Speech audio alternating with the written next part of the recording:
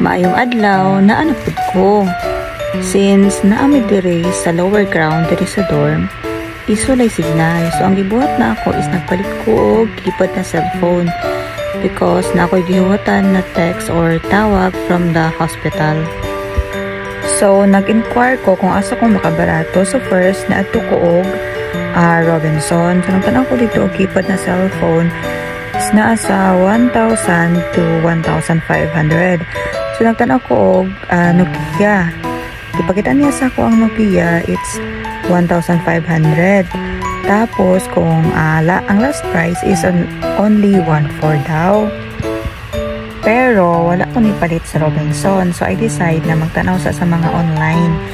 Nag-check ko sa TikTok, nag-check po ko sa Lazada. Tapos nakita na ko dito ang same na unit na ipakita sa ako dito sa Robinson na Nokia is 560. Apil na diya ang shipping. So dako kayo ang difference. So niulit na lang ko. Tapos order na lang ko sa Lazada. After 3 days, niabot na ang cellphone. So akong gi-unbox, ki-check na ako, same ra gid siya. It's original po.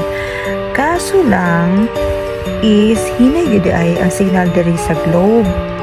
Ang kusog di ay diri is ang smart. Kaso lang ang na-register dito sa hospital na akong gihuwatan na tawag or text is ang akong globe na number. Kaya wala man ko smart. Kaya ang giproblemahan magud na ako na need na ako na i-signal is basig manawag ang hospital is ma-miss na ako ang opportunity. So ang gibuhat na ako is bili na ako sa laundry dito sa first floor. Kaya naman dito na signal from the first floor na signal dito. So gibili na ako dito sa laundry og nisugod naman po kay Bisaya naman po ang nagbantay dito. So every pag morning ibili na ako ang cellphone, tapos pag afternoon i-check na po na ako, tapos pagka 6 PM before siya muli ako nakuha ng cellphone para akong i-charge. After na akong i-unbox ang cellphone is nagluto ko og tinulang manok. Nalahit naman diya sa to kay magluto ta tinulang manok kasi bisaya gid atong ganito na manok, pero dili kay wala man o kung naa siguro mahal. So nag-maintainer na lang ta og normal na ako na karni sa manok. So after nagluto, nagkaon ako, and the afternoon ang akong igagaw is nagbalin siya og room. So kitabangan ako siya pagbalin sa iyang mga gamit. So gipangkapoy man ni nag-order siya og pizza for our snacks. Tapos giapilan po niya ang lasagna with chicken. Ikagabi kay ako raman na mabilin dere, tas naapa katong i-order sa akong gagaw na chicken with lasagna.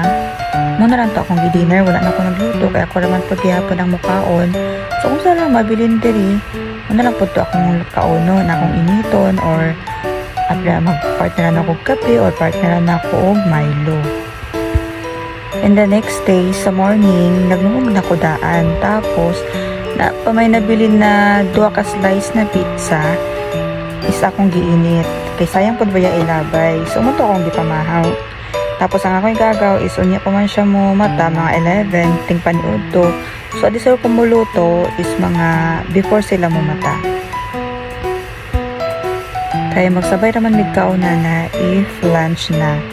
So adi sir ko muluto is kanang before sila mo mata para init pa ang sudan. So maura to, salamat sa pagtanaw, ang pintang tanan, and God bless.